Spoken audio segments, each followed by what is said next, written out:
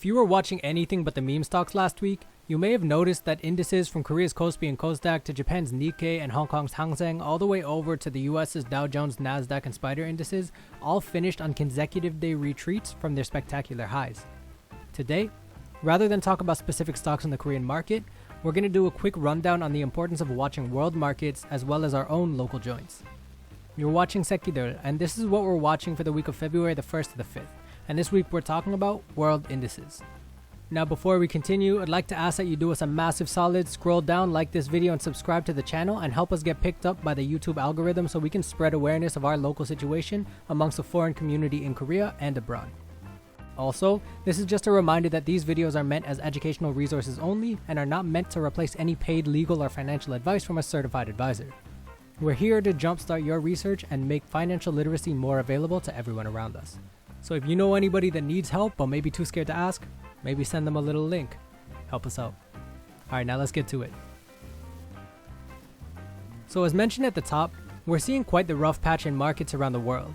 Other than the fun capitalist people's movement centered around punishing greedy short sellers and redistributing their wealth amongst the faceless users of Wall Street bets instead of the usual rival hedge funds, the rest of the market has looked, for lack of a better word, pretty fearful. Now, if you weren't watching the news in the first few months of the pandemic recovery and the emergence of the K-shaped recovery we saw, you may have missed what a lot of analysts and regular people were suggesting would happen, a W-shaped recovery. In this model, the market makes the upswing that we saw in the months since last March, then took a significant drop as retail and institutional investors started profit-taking and the pandemic continued to hack away at the fundamentals of the market's underlying companies, finishing with the market finally making that recovery as the world got back to normal. Well, since then there's been mostly bullish sentiment backed by strong markets shooting to the moon. But with last week ending the way that it did and the market sentiment once again waning on the backs of the falling market leaders like Apple, Facebook, AMD, Microsoft, and Tesla, it seems as if there's something rotten in the state of Denmark. But what does this have to do with Korea and our stocks? Well, let's get deeper. As a country with limited natural resources and that functionally exists as an island cut off to the north by our communist neighbors, our economy is heavily reliant on the machinery, tech, and vehicle exports, which are three sectors that make up just over 50% of all of the country's exported goods. Now, although China is our main trade partner due to their size, proximity, and the general growth of the wealth of the average citizen, which is driving demand for tech, cars, and entertainment from their geographical neighbors, our second largest and in many ways our most influential trade partner is the US. And that has been the way it's been since they took control of the country from the People's Republic of Korea and installed a more Western-aligned leader in Lee Seung-man all the way back in the 1940s.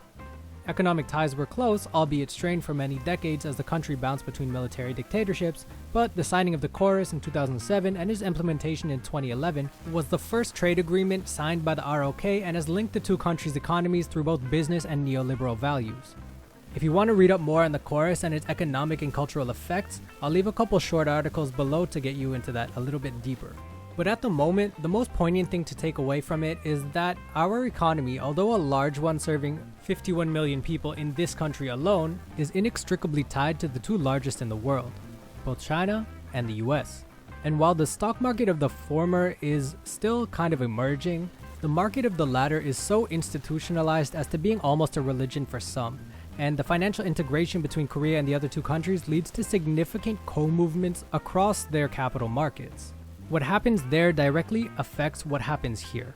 And according to a study by Lee Jin-soo and Yoo Bok-gun of KDI that was conducted in 2018, trade linkage is the main driver of the co-movements between the countries. However, the co-movement correlation between Korea and the US has historically tended to weaken post-financial crises, while the correlation between Korea's and China's has increased.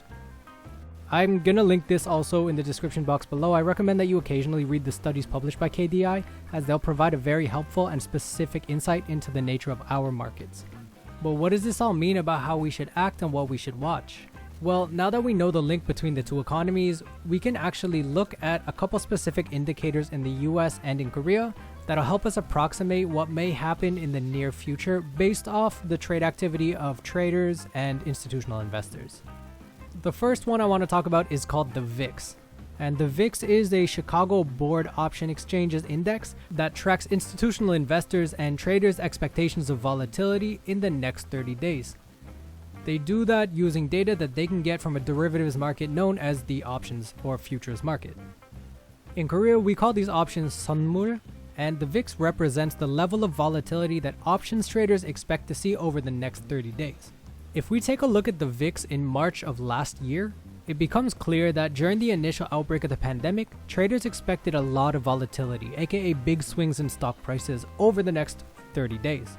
As the pandemic became old news and the markets started their upswing, expectation of volatility lowered, bumping up occasionally as the US markets dealt with events such as the announcement of the CARES Act, the Justice for Black Lives protests, and the US federal election. Now, with the benefit of hindsight, we know which ones actually affected the market the most, but at any given moment in time, the VIX is probably the most helpful tool for understanding where investor sentiment is and where the markets may be going in the near future.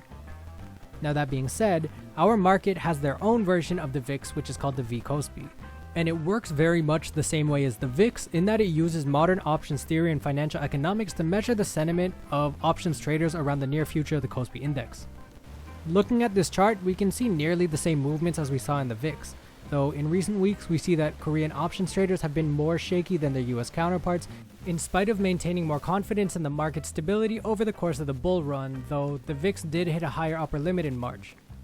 Now, some of you may be sitting there wondering what the hell I'm talking about and exactly what it is we're watching this week, and the simple answer is everything.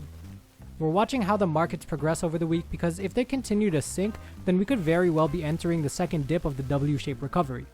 If they recover over the week, then we may be primed for another run to a new high. If they hold steady, we can look at the volatility indicators to see what the futures tell us. Though we need to remember that futures traders can do some shady shit like short a stock at 130% of its float, cough cough cough. So looking at futures may not always be as transparent as we think. In any case, we've been in uncharted territories for quite some time, and now we may be seeing the market begin to adjust. So if we're being cautious, it would benefit us to be wary of the state of the market and invest accordingly. Don't be too afraid of volatility though, because as Warren Buffett said, it doesn't make any difference to us whether the volatility of the stock market, is averages a 0.5% a day or 1/4% of a day or 5% a day. In fact, we'd make a lot more money if volatility was higher because it would create more mistakes in the market. So volatility is a huge plus to the real investor. And if you're an investor, you love the idea of wild swings because it means more things are going to get mispriced. With that being said, if you believe in the fundamental basis of value investing, watching the markets will be helpful for you when identifying when things go on sale and when things get too expensive. If the VKOSPI turns up true, then we could be walking into discount season. Also, one more thing I wanted to mention. I was reading the comment section of IBK on Naver Finance on Friday, and I noticed a very nice Duality of Man moment.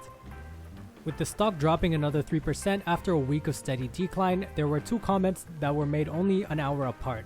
The first one was one dude who was cheering the stock's decline and hoping it would get even cheaper so he could buy on the cheap. This next man though was lamenting the fact that he'd secretly invested his wife's money as well as their Jeonse money into the stock. Remember, manage your risk. You'd be better off as the former than the latter. Invest what you can afford to lose in the short term. And if you can't afford to lose it, put that in savings. Or, you could risk it all if that's what you're into. It's your money, big homie. Make the decision that's right for you. Alright, that's enough for me. We'll be releasing another episode later this week, so stay up on it. Watch the markets, be safe, and with all the gambling going on right now, it's important to remember. Seeing other people go rich on a bet while your stocks sit there or slide is not the end of the world. Don't envy and practice being happy for others while staying focused on your own goals. There are thousands of opportunities every year and every decade to see a nice gain, so you don't have to get in on all of them. You only need to hit maybe 1, 2, 3, 4, 5 times in your entire life. Just do your research, have confidence in what you're doing, and you'll be alright. Alright, yo. Have a good week. See you next time.